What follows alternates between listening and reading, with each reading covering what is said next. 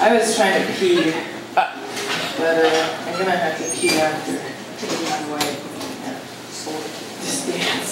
Okay, so I wrote this poem with my friend Shannon over the phone this weekend, and I finished writing it today at about 6:30, I guess, in the evening, and then we MySpaced Sue and asked Sue to perform it with me.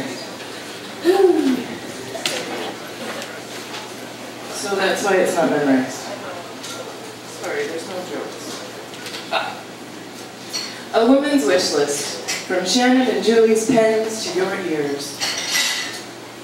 He asks me to close my eyes, drift to a place of mountains, mist, and mysticism. I travel there, alone. I am guided. I feel safe. Slowly I approach this being. I am told I am meeting my inner shaman.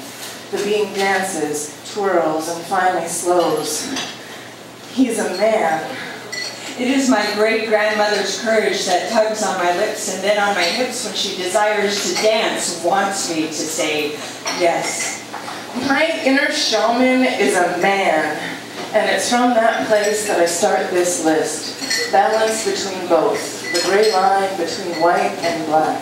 It's the spirit of my great-grandmother that settled in the harsh prairie winters, protecting 13 children from destructive winds and violent male tempers, that wills me to find freedom, urges me to seek intimacy before settling down, needs me to know inner strength so that she can finally be alone. It is through her I feel, it is through her I shout. I need this to come out as a poem. I need for you to listen. I need the idea of feminine to be soft, elegant, and gentle, but I'm barely those, and I'm rarely all three at once. I want my voice to be heard. I want my feelings to be known. I want you to tell me what you want so that we can start getting what we need. I want housework to take up the least time of my day. I want your sheets to be clean when I come over. I want microphone stands to come in any color other than black. I need menstruation products and menstrual pads. I want my menstrual blood to be a turn on. I want government to spend as much money on subsidizing daycare as they do on arming men with tanks and guns. Yeah. I want every woman that made the decision not to carry her child to term to have a happy Mother's Day. Because the first act of parenting is knowing what's best for you. And when a single woman gets pregnant,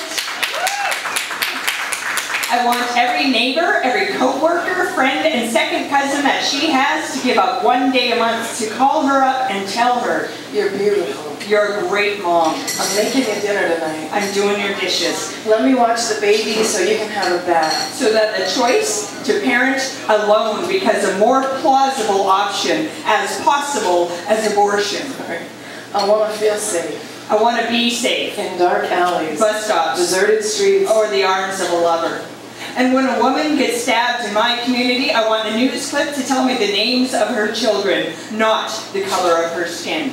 I want you to stop whistling at me and yelling from your car windows. And when a woman is raped in my city, I want schools and public transit to shut down, an alarm to sound, and for every news media outfit in town to cover every detail of her story until the rapist is captured. I don't want to be mistaken for someone who wants to blow you just because I'm walking home alone at night. And when a woman is raped in my city, I want the news media producers to call it emotional and physical violation resulting in detrimental social and sexual relationships, impacting the economy, health and justice systems, physically scarring, emotionally terrorizing trauma that can affect up to 3 generations.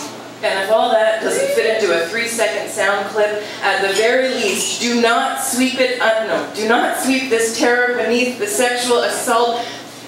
Oh, Shannon and her writing, she's a sex researcher.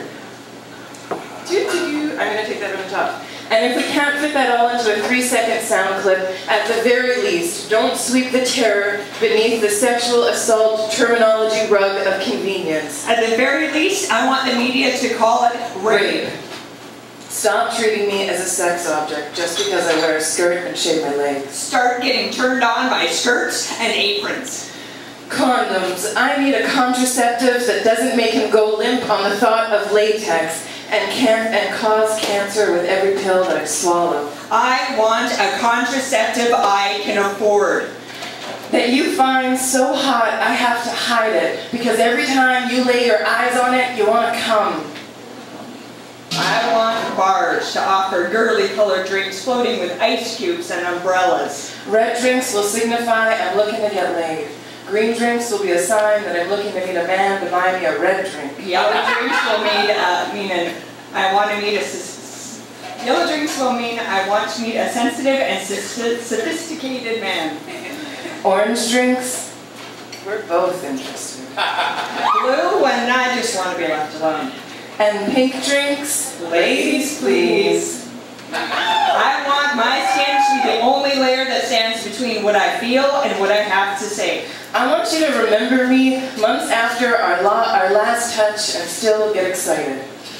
In bed, I want you to choke me. Because you love me, and I trust you. I want you to respect me. So that we can both get off. I want my lover to love my limbs, my earlobes, my toes, my kneecaps, my elbows, my eyelids, as much as magazine covers love the body parts that help them sell cars.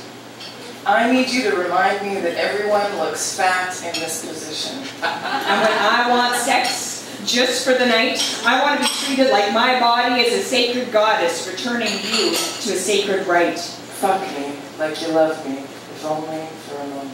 I want my forward-thinking, assertive language to be viewed as an artifice of my intellect instead of being viewed as a bitch. I need beauty to age with grace like me. And despite the differing demands that nurses or feminists, anti-abortion activists or streetwalkers, mothers or academics might have, I want the different colors, shapes, and textures of women's lives to be listened to, or at the very least to be heard. I need us as women to heal and ease this competitive shield that we hold around us. Yes, you are beautiful, but so am I. Pink drinks all around.